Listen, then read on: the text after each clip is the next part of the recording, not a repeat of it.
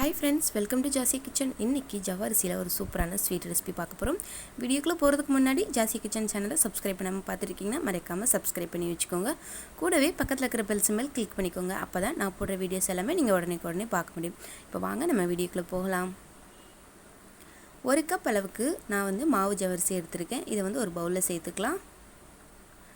எந்த கப்பில் ஜவ்வரிசி எடுத்தீங்களோ அதே கப்பில் 2 கப் அளவுக்கு சுடுதண்ணி சேர்த்துக்கலாம். நல்லா சூடாக இருக்கிற தண்ணி சேர்த்துக்கோங்க. சேர்த்துட்டு நல்லா ஸ்பூனில் மெதுவாக அப்படியே கலந்து விட்டுட்டு நம்ம இதை அப்படியே விட்டுறலாம். இப்போ பாருங்கள், நல்லா கலந்துட்டு இதை அப்படியே ஒரு மூடி போட்டு வச்சுருங்க. அந்த சூட்லேயே ஜவ்வரிசி நல்லா ஃபாஸ்ட்டாக ஊற ஆரம்பிச்சிரும். இப்போ ஒரு பவுலில் துருவின தேங்காய், 1 கப் அளவுக்கு துருவின தேங்காய் எடுத்திருக்கேன்.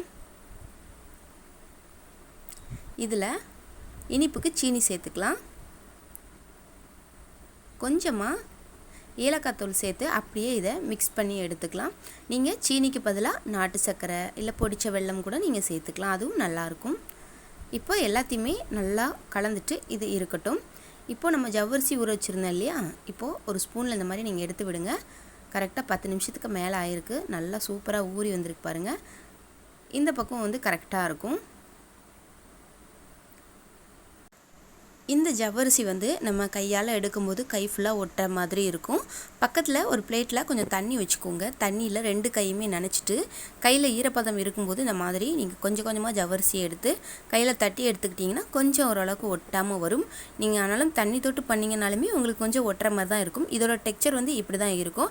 இப்போ இந்த மாதிரி கையால் லைட்டாக ப்ரெஸ் பண்ணி கொடுத்துட்டு மேலே நம்ம இனிப்புக்கு உள்ளே ஸ்டஃப் பண்ணுறதுக்கு தேங்காய் ஸ்வீட் பூரணம் ரெடி பண்ணோம் இல்லையா, அதை அப்படியே உள்ள 1 ஸ்பூன் அளவுக்கு எடுத்து வச்சுட்டு அப்படியே அழகாக நம்ம எல்லாத்தையும் மெதுவாக க்ளோஸ் பண்ண போகிறோம். திரும்பவும் நீங்கள் அப்பப்போ இடைக்கிடக்க தண்ணி தொட்டுட்டு நீங்கள் இதை பால் ஷேப்புக்கு நல்லா உருண்டை பிடிச்சி எடுத்துக்கோங்க. அப்போ தான் உங்களுக்கு அழகாக வரும். கையில் ஒட்டுற மாதிரி இருக்கே அப்படின்னு சொல்லி நினைக்க வேணாம். இது இப்படி தான் இருக்கும்.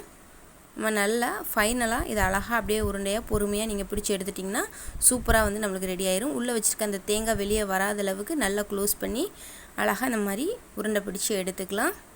இப்போ பாருங்கள், நான் எடுத்துருக்கிற 1 கப் ஜவ்வரிசிக்கு எனக்கு இந்த அழகான 4 உருண்டைகள் கிடச்சிருக்கு. இதை நம்ம இட்லி பாத்திரத்தில் வச்சுட்டு வேக வச்சு எடுத்துக்கலாம்.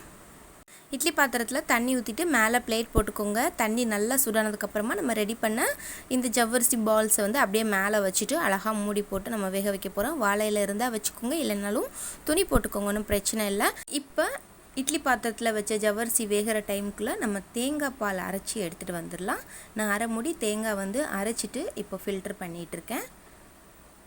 ஃபஸ்ட்டு ஒரு டைம் நல்லா ஃபில்டர் பண்ணிவிட்டு திரும்பவும் அந்த மேலே இருக்க தேங்காவை திரும்ப ஒரு டைம் மிக்ஸி ஜாரில் சேர்த்து தண்ணி ஊற்றி அரைச்சிட்டு திரும்பவும் ஒருக்க நம்ம இதை பால் வடிகட்டி எடுத்துக்கலாம். 2 டைமாக பண்ணுங்கள், அதுக்கு மேலே வேண்டாம். அப்போ தான் பால் கொஞ்சம் திக்காக இருக்கும். இப்போ பாருங்கள், நான் ஃபுல்லாக தேங்காய் பால் எடுத்துகிட்டேன். இந்த தேங்காய் பாலில் இனிப்புக்கு சீனி சேர்த்துக்கிறேன். நீங்கள் சீனிக்கு பதிலாக நாட்டு சர்க்கரை பிடிக்கும்னா நாட்டு சர்க்கரையும் நீங்கள் சேர்த்துக்கலாம். இப்போ நான் எடுத்துருக்கிற தேங்காய் பாலுக்கு தேவையான அளவுக்கு சீனி சேர்த்துக்கிறேன். சீனியை சேர்த்துட்டு நல்லா ஒரு ஸ்பூன் வச்சு இந்த அளவுக்கு நம்ம கலந்து கொடுத்துடலாம். நல்லா கலந்துட்டு இதை அப்படியே நம்ம எடுத்து வச்சுக்கலாம். நீங்கள் சில்லுன்னு சாப்பிட்ணும் விருப்பப்பட்டீங்கன்னா இந்த பாலை நீங்கள் ஃப்ரிட்ஜில் வச்சு கூட எடுத்துக்கலாம். இப்போ நம்ம வேக வச்ச ஜவ்வரிசியை நான் ஒரு பிளேட்க்கு உங்களுக்கு எடுத்து காட்டுறேன் பாருங்கள்.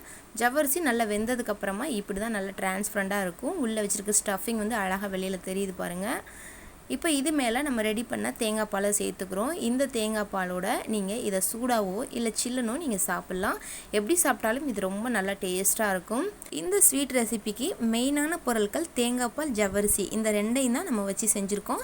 இந்த 2 பொருட்களையுமே சேர்த்து சாப்பிடும்போது ரொம்ப நாளாக சரியாகாத வயிற்றுப்புண், அதுக்கப்புறமா அல்சர் பிரச்சனை, இதால் ரொம்ப நாளாக கஷ்டப்பட்டுட்டு இருந்தீங்க அப்படின்னா இதை கொஞ்சம் தொடர்ந்து சாப்பிட்டுட்டு வாங்க. கண்டிப்பாக சீக்கிரமாக சரியாயிரும்.